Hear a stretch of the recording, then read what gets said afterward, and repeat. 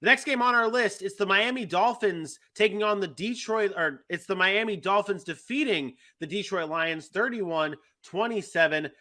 This is back-to-back weeks for the Dolphins getting wins. Tua again they just don't lose with Tua.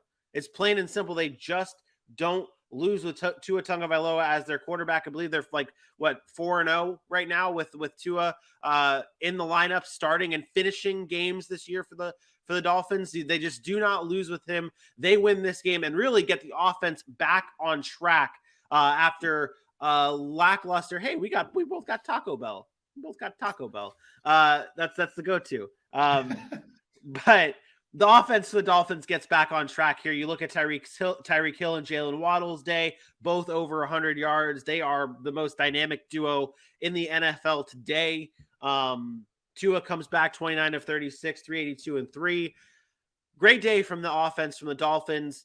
I do want to talk about one specific thing, though. And maybe this isn't on script or on brand or needed to talk about it, but this is what we do on this show.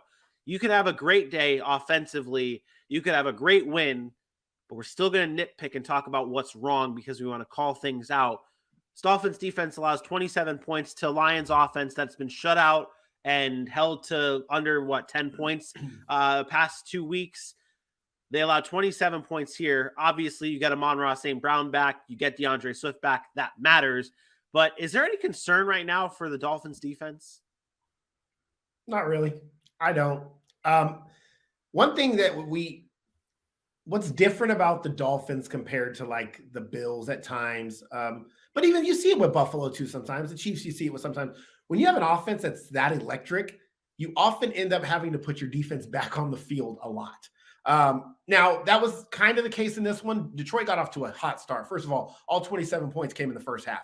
So the Miami defense did not allow them to score in the second half. I thought that was big. They made adjustments, and I thought that was big. But this Dolphins defense is going to be hit or miss at times because they know their offense is electric. They can take more chances. And when they take chances, they're going to give up some big plays. We mentioned this. Detroit's offense is different. Different when DeAndre Swift and Amon-Ra St. Brown are back is what he's saying. When they have them on points, when those players are here, they're able to score more points. And Miami's defense is susceptible to stuff like that when they're looking to create big plays. I think when you got Tyreek Hill and Tua and Jalen Waddle's on the other side, you're like, I'm trying to pick this. I'm trying to pick this off. I'm gonna try to jump this route. I'm gonna try to do a little bit more. And sometimes it bites them. Yeah, there's got to be a little bit of we got to be better, but not giving up anything in the second half. I was okay with that. I was like, okay, they made their adjustments. They've settled down.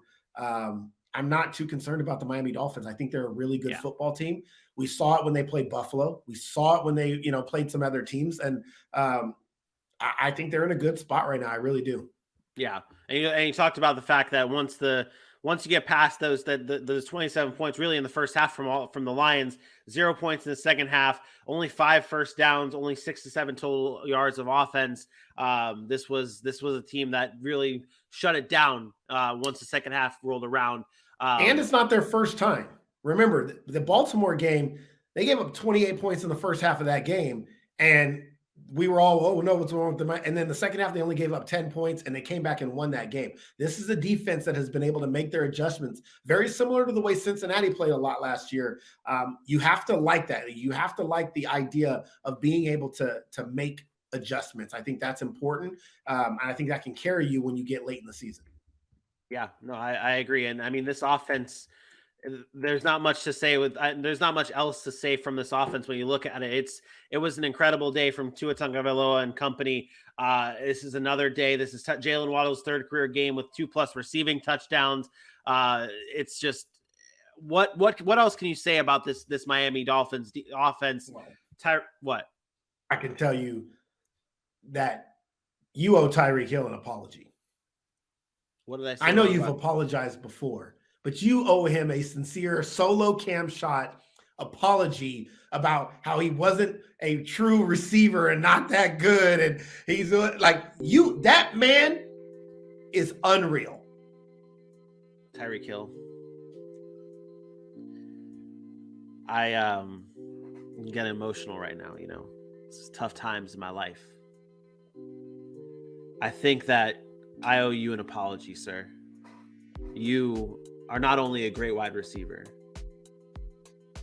but you're the best damn wide receiver in the NFL, man. You go out and get your shit, dude. You are that dude. You got the speed. You got the talent. You are Dwayne "The Rock" Johnson of the NFL. You are the most electrifying wide receiver in the league. You are that dude. Tyreek Hill, I apologize for disrespecting you when you were with Patrick Mahomes.